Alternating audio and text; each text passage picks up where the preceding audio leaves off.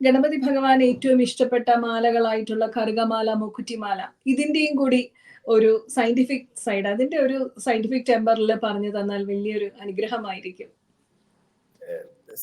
ഓരോ ഭഗവാനും ഓരോ നിറങ്ങളുടെ ഇഷ്ടം കൊടുത്തിട്ടുണ്ട്.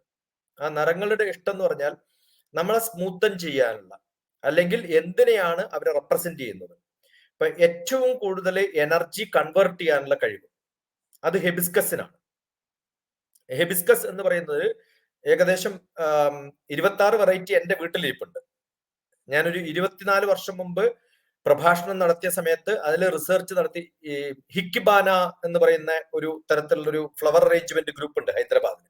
എനിക്ക് തോന്നുന്നു 24 വർഷം മുമ്പ് 2000-ലാണ് അതിന്റെ ഒരു പ്രഭാഷണത്തിന് പൂക്കളെ കുറിച്ച് അറിയണം എന്ന് പറഞ്ഞിട്ട് എന്നെ വിളിക്കണത്.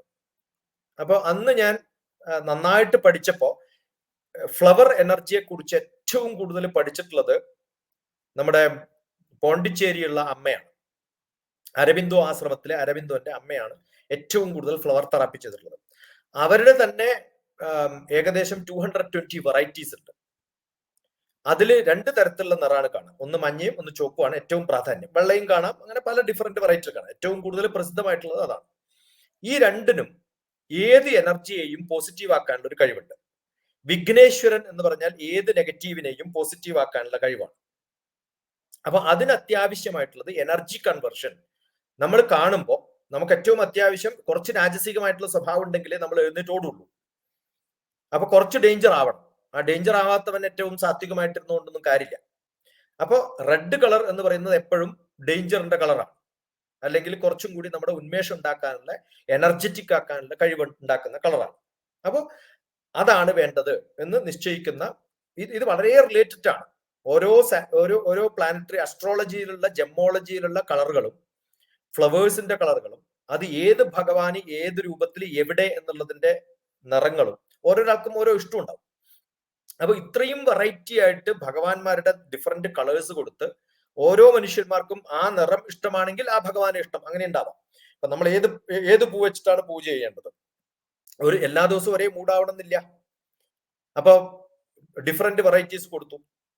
കൃഷ്ണ സംബന്ധിച്ചിടത്തോളം യെല്ലോ ആണ് ഇഷ്ടം. വളരെ സാത്വികമായിട്ടുള്ള ഒരു രൂപമാണ് യെല്ലോ, വൈറ്റ്.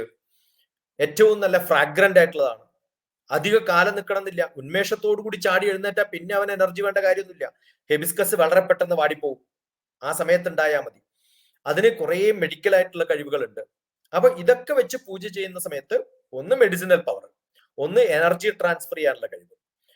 അത് ഓരോ പൂജാവിധികൾക്കും പ്രിസ്ക്രൈബ് ചെയ്തിട്ടുള്ളത് ഓരോ തരത്തിലുള്ള കളറുകളാണ്. ഇത് കളറുകൾ മാത്രമല്ല, അത് കൂടാതെ തന്നെ എല്ലാ പൂജക്കും ഉപയോഗിക്കുന്ന മഞ്ഞപ്പൊടികൾ മിക്കവാറും എല്ലാ പൂജകളിലും ഉണ്ട്.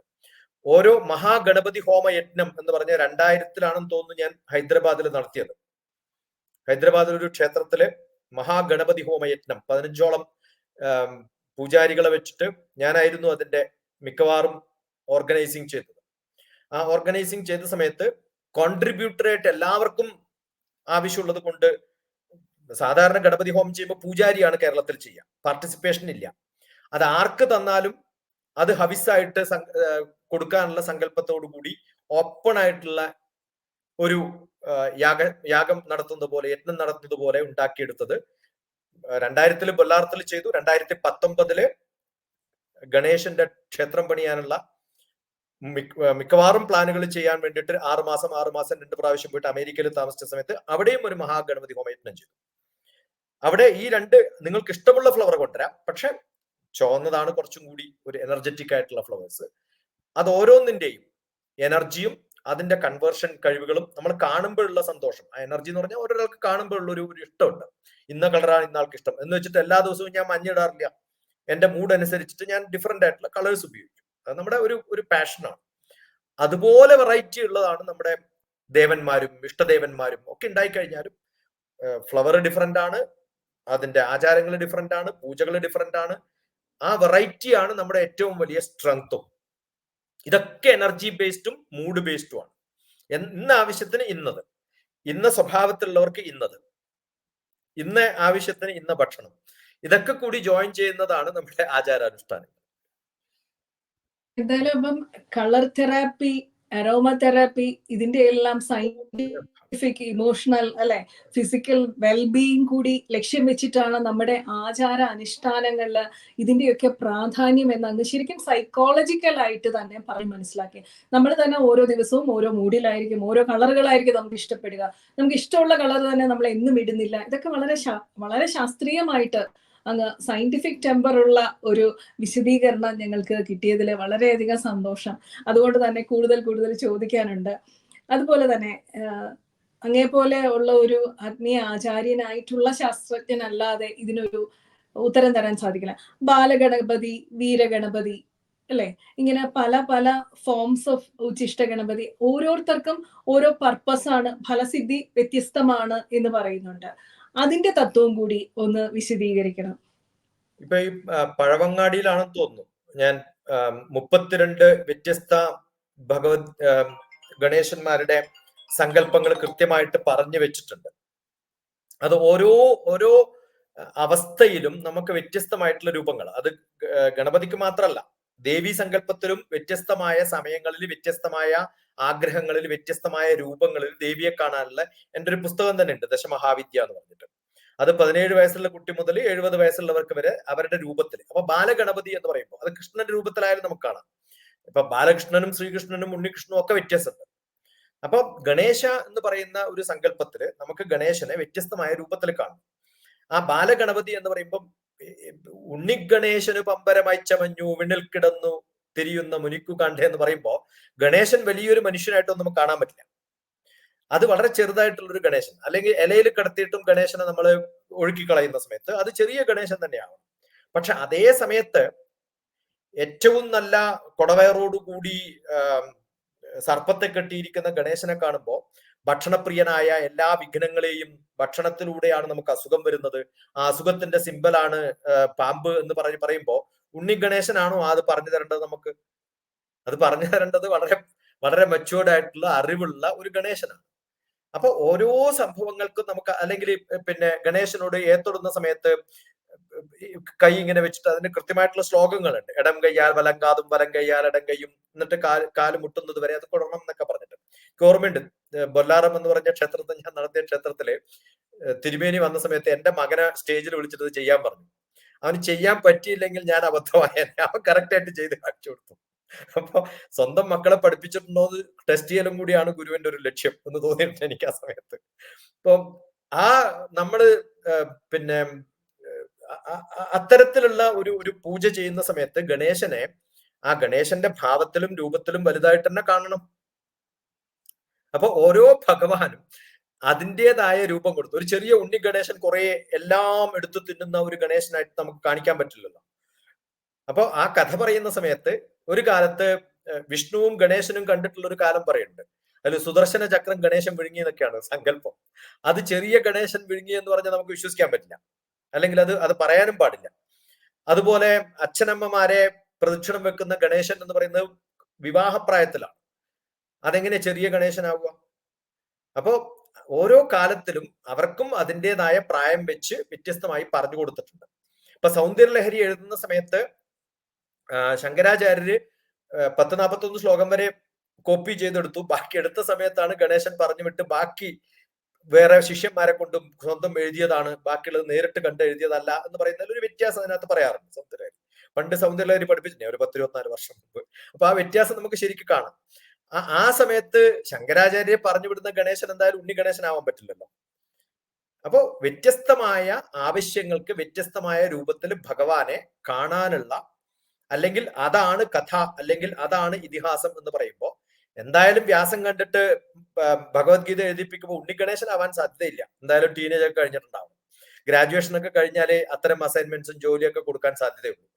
വ്യാസന്റെ അടുത്തിരുന്നിട്ട് വ്യാസനുമായിട്ട് തർക്കിക്കണമെങ്കിൽ വ്യാസനെ കാണുന്ന സമയത്ത് നമ്മൾ ഒരു രൂപവും ഭാവവും ഒക്കെ ഉണ്ടല്ലോ, അതിന് മാച്ചിങ് ഒക്കെ ആവണ്ടേ അല്ലേ? പീറ്റർ ബ്രൂക്സിന്റെ മഹാഭാരത എന്ന് പറഞ്ഞിട്ടൊരു ബ്യൂട്ടിഫുൾ ആയിട്ടുള്ള സിനിമയുണ്ട്, യൂട്യൂബിലുണ്ട്. ഒറിജിനലി 8 hours ആയിട്ടുള്ള ഒരു നാടകമാണത്. അതിനകത്ത് ഗണേശന്റെ ഒരു രൂപമുണ്ട്. അതൊക്കെ കാണുമ്പോൾ നമുക്ക് മനസ്സിലാവും ഇങ്ങനെയാണോ ഗണേശൻ. അത് ബ്രിട്ടീഷുകാർക്ക് പോലും ആ സങ്കല്പത്തെ കോസ്റ്റ്യൂം കൊടുത്ത് പ്രകടിപ്പിക്കാൻ സാധിച്ചു എന്നുള്ളതാണ് നമ്മുടെ ഏറ്റവും വലിയ കഴിവ്. എന്തായാലും വളരെ മനോഹരമായിട്ട് നമ്മൾ ചിന്തിക്കാത്ത തരത്തില് സത്യത്തില് ആ ഫോമും ഇഫക്റ്റും തമ്മിലുള്ള ബന്ധം, മനസ്സും രൂപവും തമ്മിലുള്ള ബന്ധം, നമ്മളുടെ ആഗ്രഹങ്ങളും അതിന്റെ പൂർത്തീകരണവും തമ്മിലുള്ള ഭാവം നമ്മളെ കൊണ്ട് തന്നെ ചിന്തിപ്പിക്കുന്ന തരത്തില് അങ്ങ് വിശദീകരിച്ചു. ഇപ്പോഴാണ് ശരിക്കും ഹരിദ്രാ ഗണപതിയും ലക്ഷ്മി ഗണപതിയും വീരഗണപതിയും ബാലഗണപതിയും അങ്ങനെ ഉള്ള സങ്കടഹര ഗണപതിയും ഒക്കെ തമ്മിലുള്ള ആ ഒരു കോമ്പിനേഷനും അതിന്റെ ഭാവവും ഇഫക്റ്റും നമ്മൾക്ക് തന്നെ സങ്കല്പിക്കാൻ സാധിക്കുന്നത്. എങ്ങനെ നന്ദി പറയണമെന്ന് അറിയില്ല, അത്ര മനോഹരമായിട്ട് അങ്ങ് വിശദീകരിച്ചു. മറ്റൊന്ന്, ഇത് കേൾക്കുമ്പോൾ തന്നെ നമുക്ക് അങ്ങ് നേരത്തെ പറഞ്ഞു അതൊരു ദേശത്തിന്റെ മഹാരാഷ്ട്രയില് തുടങ്ങിയ ഗണേശോത്സവം ഒരു ദേശത്തിന്റെ ഉത്സവമായിട്ട്, അവിടെ ലോകമാന്യ തിലക് ഒരു മതസ്ഥർക്കോ ഒന്നും എതിരല്ല, അതിനെ വ്യക്തമാക്കുന്ന രീതിയിൽ ഇന്നും മഹാരാഷ്ട്രയില് ഹിന്ദുക്കൾ മാത്രമല്ലല്ലോ ഗണേശോത്സവത്തില് പങ്കെടുക്കുന്നത്. നമുക്കറിയാം മുസ്ലിങ്ങളും ക്രിസ്ത്യാനികളും എല്ലാം ആഘോഷത്തോടു കൂടി ആ ഗണപതിയെ ദേശത്തിന്റെ ഗണപതിയായിട്ടാണ് ഏറ്റെടുക്കുന്നത്. എന്തുകൊണ്ട് നമ്മുടെ കേരളത്തിൽ അത്തരത്തിലുള്ള ഒരു ഏറ്റെടുക്കൽ ഉണ്ടാകുന്നില്ല? നമുക്കറിയാം, അങ്ങ് തന്നെ പറഞ്ഞു ലോകമാന്യ തിലക് അല്ല തുടങ്ങിയ BC 271 ശതവാഹന, ചാലൂക്യ, രാഷ്ട്രകൂട രാജവംശങ്ങളുടെ കാലത്ത് തന്നെ ഗണേശോത്സവം ആചരിക്കപ്പെട്ടിട്ടുള്ളതായിട്ട് റെക്കോർഡുകൾ കേട്ടിട്ടുണ്ട്. അപ്പോൾ കേരളത്തിലും എന്തുകൊണ്ടാണ് ഒരു ഐക്യവും സംസ്കാരവും ഊട്ടിയുറപ്പിക്കാൻ നമ്മൾക്ക് ആഘോഷിച്ചുകൂടാ ഇതുപോലെ തന്നെ വിപുലമായിട്ട്? അതിനെക്കുറിച്ച് അങ്ങക്ക് എന്താണ് പറയാനുള്ളത്? അല്ല, എനിക്ക് തോന്നുന്നു ഇത്തരം ആഘോഷങ്ങളൊന്നും കുറച്ചു കാലം കൊണ്ടുണ്ടാവുന്നതല്ല, കുറെ കാലങ്ങൾ വേണം. ഇപ്പം മഹാരാഷ്ട്ര ചെയ്തു കഴിഞ്ഞ ഉടനെ തന്നെ ഹൈദരാബാദിലേക്ക് വന്നിരുന്നു. ആ ഹൈദരാബാദ് അന്ന് നിസാമിന്റെ അധീനത്തിലുള്ള ഒരു സ്ഥലമാണ്. അപ്പൊ നിസാമിന്റെ സ്ഥലത്ത് ബോംബെയിൽ നിന്നും ഹൈദരാബാദിലേക്ക് അത് വന്ന്, ഹൈദരാബാദില് ബോംബെ കഴിഞ്ഞാൽ ഏറ്റവും കൂടുതൽ നടക്കുന്നത് എനിക്ക് തോന്നുന്നു ഹൈദരാബാദിലാണ്, സൗത്ത് ഇന്ത്യയിൽ നടക്കുന്നത് ഹൈദരാബാദാണ്. ഞാനിപ്പോ അവിടെയാണല്ലോ കുറെ വർഷമായിട്ട്. ഞങ്ങളുടെയൊക്കെ കുട്ടികളൊക്കെ ചെറുതാകുന്ന സമയത്ത് മിക്കവാറും ഞങ്ങളുടെ ആഘോഷത്തിൽ മെയിൻ ആയിട്ടുള്ളത് അതാണ്. ഇപ്പം ഭാരതത്തിന് പുറത്ത് 2019 ഓഗസ്റ്റ് 3-ാം തീയതിയാണ് 19/08/03, അതാണ് എന്റെ നമ്പറിങ്, അങ്ങനെയാണ് YYMMDD. ഡോക്ടർ TPS നടിച്ചാൽ ഞാൻ ഒരു ചർച്ചിനകത്താണ് ഗണേശ ക്ഷേത്രത്തിന്റെ പ്ലാൻ നടത്തുന്നത്. അതേ ചർച്ചിന്റെ കോമ്പൗണ്ടിലാണ് ഗണേശ ക്ഷേത്രം പണിതത്. ഓക്കെ, അതില് ഏറ്റവും കൂടുതൽ പ്രൊമോഷന് വേണ്ടിയിട്ട് കാശ് പിരിക്കണം എന്ന് പറഞ്ഞ് സംസാരിച്ചത് ആ പ്രസിഡന്റ് ചർച്ചിന്റെ പ്രീസ്റ്റ് ആയിട്ടുള്ള നിക്കാണ്. Bridge to Indiana doctor TPS നടിച്ചാൽ ഇന്ത്യ എന്നാണ് സ്റ്റേറ്റിന്റെ പേര്. അപ്പൊ ഞാനതിന് പേര് കൊടുത്ത് ഇന്ത്യ ന. അതില് ഞായറാഴ്ച പ്രീസ്റ്റ് ആയിട്ട് ഞാൻ വർക്ക് ചെയ്തിട്ടുണ്ട്. അവരുടെ പ്രീസ്റ്റിലെ ക്വയർ ഗ്രൂപ്പ് ക്രിസ്ത്യൻസിനെ സംസ്കൃതത്തില് വക്രതുണ്ട മഹാകായ എന്ന പാട്ട് വാക്കുകൾ വെച്ച് പഠിപ്പിച്ച് കൃത്യമായിട്ട് എത്നിക് എക്സ്പോയിൽ പാടിച്ചിട്ടുണ്ട്. അത് മാത്രല്ല 6 ലാംഗ്വേജില്, സംസ്കൃതം, വക്രതുണ്ട മഹാകായ, ഹിന്ദി, ബംഗ്ല, കാശ്മീരി, മലയാളം, ഇത്രയും സോങ്ങുകൾ അവിടെ പാടിപ്പിച്ചിട്ടുണ്ട്. അത് പാടിപ്പിച്ചതില് ഈ ചർച്ചിൽ വെച്ചാണ് പഠിപ്പിക്കുന്നത്. അതൊക്കെ വീഡിയോ അവൈലബിൾ ആണ്. ഓരോ വാക്കുകൾ വെച്ചിട്ട് അവർ മീറ്റർ വെച്ച് അവരുടെ ഇംഗ്ലീഷ് ട്യൂണിലേക്ക് മാറ്റി അവരുടെ ഇൻസ്ട്രുമെന്റ്സ് ഉപയോഗിച്ച് അവർ പഠിച്ച് വന്ന് ഞാൻ നടത്തിയ ഞായറാഴ്ചത്തെ പ്രോഗ്രാമിൽ ഇതൊക്കെ കൂട്ടിച്ചേർത്തിട്ടാണ് ഞാൻ എൻ്റെ ഞായറാഴ്ച അവരുടെ ഒരു സെറിമണി നടത്തിയത്. ഞായറാഴ്ച പള്ളിയിൽ ഞാനും അച്ഛനും കൂടി ഇരുന്നിട്ടാണ് ചെയ്തത്. ഇതൊക്കെ നമ്മൾ ചെയ്യുമ്പോൾ എന്തുകൊണ്ട് അവർ ആക്സെപ്റ്റ് ചെയ്യുന്നു എന്ന് ചോദിച്ചു കഴിഞ്ഞാല്, എല്ലാ കൾച്ചറും ഒന്നാണ് സങ്കല്പം എന്ന് വിശ്വസിക്കുന്ന ഒരു രൂപത്തിലേക്ക്. എനിക്കറിയില്ല, കൽക്കി എന്ന് പറഞ്ഞ സിനിമയില് അവസാനം കർണനും അർജുനനും അശ്വത്ഥാമാവും ഒക്കെ അതിൽ ചെറിയ ചെറിയ ഭാഗങ്ങളായിട്ട് വരുന്നുണ്ട്. അതില് കൽക്കിയെ പ്രസവിപ്പിക്കാൻ പോകുന്ന സമയത്ത് കർണനാണ് ആദ്യം എതിർക്കുന്നത് അശ്വത്ഥാമാവിനെ. പക്ഷെ അവസാനം അശ്വത്ഥാമാവും കർണനും കൂടെ ജോയിൻ ചെയ്തിട്ട് അന്യോന്യം മനസ്സിലാക്കി ആ ഒരു രംഗം ഷൂട്ട് ചെയ്തിട്ടുള്ള സ്ഥലത്ത് എല്ലാ മതക്കാരെയും ചേർത്ത് നിർത്തിയിട്ടുണ്ട്. ശരിക്കും ശ്രദ്ധിക്കുകയാണെങ്കിൽ ജൈനുണ്ട്, ബുദ്ധമതമുണ്ട്, സിഖുകാരുണ്ട്, മുസ്ലിംസ് ഉണ്ട്, ക്രിസ്ത്യൻസ് ഉണ്ട്. ലോകത്തിലെ എന്തൊക്കെ ജനതധികളെ നിർത്താൻ പറ്റുമോ അവരെയൊക്കെ നിർത്തിയിട്ടാണ്. അപ്പൊ എനിക്ക് തോന്നുന്നു കുറച്ചൊക്കെ റെസിസ്റ്റൻസ് ഉണ്ടാവും, അത് മനസ്സിലാക്കാനുള്ള ഒരു ബുദ്ധിമുട്ടൊക്കെ ഉണ്ടാവുന്ന സമയത്ത്. അടുത്ത കാലത്ത് ഞാൻ ഗോവയിൽ ക്ലാസ് എടുക്കാൻ പോയ സമയത്ത് പറഞ്ഞു, കുട്ടികളിൽ യൂണിഫോം ഡ്രസ്സിൽ മാത്രമല്ല പഠനത്തിലും കൂടി യൂണിഫോം ആക്കുകയാണ് ടീച്ചേഴ്സിന്റെ കഴിവ് വേണ്ടത്. എല്ലാവരും ഒരേപോലെ പഠിക്കുക എന്നുള്ള സങ്കല്പം കൂടി ഉണ്ടാവണ്ടേ. അപ്പൊ നമ്മള് ആദ്യം ചിലപ്പോൾ യൂണിഫോം ഇടുമ്പോൾ റെസിസ്റ്റൻസ് ഉണ്ടാവും. പക്ഷെ അതിന്റെ യഥാർത്ഥ രൂപം മനസ്സിലാക്കി കഴിഞ്ഞാല് എല്ലാ സംഭവങ്ങളും കറക്റ്റ് ആവും. നമ്മുടെ ചിന്തകൾ പലപ്പോഴും രൂപവിവർജിതസ്യ ഭവതോ ധ്യായേന യത് കൽപ്പിതം, ആ കൽപ്പിതമായ രൂപങ്ങളിൽ വ്യത്യസ്തമായിട്ടുള്ള ആൾക്കാര്, വ്യത്യസ്തമായിട്ടുള്ള ട്രഡീഷൻ എന്ന് വരുമ്പോൾ ഉണ്ടാവുന്ന ചെറിയ ചെറിയ വകഭേദങ്ങൾ ഉണ്ടാവും. നമ്മൾ ഇതെല്ലാം ഒന്നാണെന്ന് അറിയുന്ന ഒരു രൂപത്തിലേക്ക് ഭാരതീയ സങ്കല്പത്തിന് മാത്രമേ കൊണ്ടുപോകാൻ പറ്റുള്ളൂ. അപ്പൊ ഇവിടെ വരുന്ന സമയത്ത് പലപ്പോഴും ചെറിയ ചെറിയ വ്യത്യാസങ്ങൾ കൊണ്ട് കാപ്പി സ്ഥിരം കുടിക്കുന്ന ഒരാൾക്ക് ചായ കിട്ടുമ്പോഴുള്ള ഒരു അലോഹ്യം ഉണ്ടാവും. പക്ഷെ ചായ മാത്രമേ കിട്ടുള്ളൂ എന്നുള്ളൊരു സ്ഥലത്തെത്തുമ്പോൾ കാപ്പി വേണ്ടാന്ന് വെച്ച് ചായ കുടിക്കുന്നവരുണ്ടാവും അല്ലെ. അത് ഇപ്പം വൈഷ്ണവേറ്റ്സ് ഉണ്ടായിരുന്ന ഒരു സ്ഥലത്ത് നിന്ന് ശൈവേറ്റ്സിന്റെ ഒരു ക്ഷേത്രത്തിൽ പോയി കഴിയുമ്പോൾ ആകെ ബുദ്ധിമുട്ടുന്ന എത്രയോ വൈഷ്ണവേറ്റ്സും ശൈവേറ്റ്സിനെ കാണാൻ പറ്റും. ഇപ്പൊ കമലഹാസന്റെ ദശാവതാരം എന്ന സിനിമയിൽ ആ കോൺട്രഡിക്ഷൻസും കോൺഫ്ലിക്ട്സ് ആണ്. എന്നിട്ട് അവർ രണ്ടാളും കൂടെ ഒരേ ക്ഷേത്രത്തിൽ വസിക്കുന്നില്ലേ? അവർ രണ്ടാളും കൂടെ ചേർക്കാൻ വേണ്ടിയിട്ട് നമ്മൾ അയ്യപ്പൻ എന്ന് പറയുന്ന ഒരു സങ്കല്പം ഉണ്ടാക്കിയിട്ടില്ലേ? മുത്തപ്പൻ എന്ന് പറയുന്ന ഒരു സങ്കല്പം ഉണ്ടാക്കിയിട്ടില്ലേ? അതില് വിഷ്ണുവും ശിവനും കൂടെയാണല്ലോ ഒരേ സ്ഥലത്ത് ഒരേ രൂപത്തില്. അപ്പൊ അത്തരം രൂപഭാവങ്ങൾ ഉണ്ടാക്കിയെടുക്കുന്ന, വെറുതെ ഒന്നല്ലല്ലോ വാവരെ കൊണ്ടുപോയിട്ട് അയ്യപ്പന്റെ അടുത്ത് സ്ഥാപിച്ചിരിക്കുന്നത്. അപ്പൊ എല്ലായിടത്തും ഉണ്ടാവില്ല. ഞാൻ സാധാരണ പറയാറുള്ളത്, ഹിന്ദുക്കൾക്ക് മാത്രം ക്ഷേത്രപ്രവേശനം എന്ന് പറയുന്നിടത്ത് those who enter inside are deemed to be Hindus from today onwards എഴുതി വെക്കാൻ വേണ്ടതെന്നാണ്. അങ്ങനെ ചെയ്തു കഴിഞ്ഞാൽ അവര് യേശുദാസിന് എൻറ്റർ ചെയ്യാൻ പ്രശ്നം ഉണ്ടായിട്ടൊന്നുമല്ലല്ലോ, പക്ഷെ ആ ഡീം ടു ബി ഹിന്ദുസ് എഴുതി കഴിഞ്ഞാല് പള്ളിയിൽ നിന്ന് ചിലപ്പോൾ പുറത്താവും എന്നുള്ളതുകൊണ്ട്. അപ്പൊ ആ ധൈര്യം നമ്മൾ കാണിക്കണം. അപ്പൊ ഞാൻ പറയുന്നത്, ക്ഷേത്രങ്ങളൊക്കെ നമ്മൾ വളരെ വ്യത്യസ്തമായ ഗ്രൂപ്പുകൾക്ക് നമ്മൾ തുറന്നു കൊടുത്ത സമയത്തും, ശ്രീനാരായണ ഗുരുവിന് തലശ്ശേരി വന്ന സമയത്ത് ഉണ്ടായിരുന്ന ഒരു പ്രശ്നമുണ്ട്. ആദ്യം തന്നെ നാരായണ ഗുരുവിന്റെ ജാതി വർണ്ണത്തിൽപ്പെട്ടിട്ടുള്ളവർക്ക് തുറന്നു കൊടുത്തു. പക്ഷെ അതിന് താഴെ എന്ന് സങ്കല്പിക്കുന്ന അയ്യങ്കാളി ഗ്രൂപ്പുകാർക്ക് തുറന്നു കൊടുക്കാത്ത സമയത്ത് ശ്രീനാരായണ ഗുരു ദേഷ്യം വന്നിരുന്നു. അപ്പൊ അദ്ദേഹം പറഞ്ഞു, നമ്മൾ ഇതിനു വേണ്ടിയിട്ട് കഷ്ടപ്പെടുമ്പോ അതിൽ താഴെ വേറെ പിന്നെ തുറന്നു കൊടുക്കില്ല എന്ന് പറയുന്നതിൽ എന്താ അർത്ഥം എന്ന് പറഞ്ഞ സമയത്ത് അദ്ദേഹം പറഞ്ഞു, കമ്മിറ്റിക്കാർ പറഞ്ഞു, 1 വർഷം കഴിഞ്ഞിട്ട് നമുക്ക് ആലോചിക്കാം. അപ്പൊ അന്ന് രാത്രി തലശ്ശേരിയിൽ താമസിച്ച ഗുരു പിറ്റേ ദിവസം രാവിലെ എഴുന്നേറ്റ് പറഞ്ഞു, 1 വർഷം കഴിഞ്ഞു, ഇന്നലെ രാത്രി നല്ല മഴയായിരുന്നു. അപ്പൊ വലിയൊരു റെവല്യൂഷണറി സ്റ്റേറ്റ്മെന്റ് ആണ് അങ്ങ് പറഞ്ഞ ഡീം ടു ബി ഹിന്ദുസ് എന്നുള്ള ആ ഒരു വരി വെച്ചാൽ നമ്മൾ ഒരേ സമയം സ്വീകരിക്കുകയും സ്വീകരിക്കേണ്ടവർക്ക് വരികയും ചെയ്യാം എന്നുള്ള വലിയ റെവല്യൂഷണറി പോയിന്റ് ആണ് ആ പറഞ്ഞത്. ഇത് നമ്മുടെ സംഘടനകളൊക്കെ ഇതൊന്ന് കേൾക്കുക.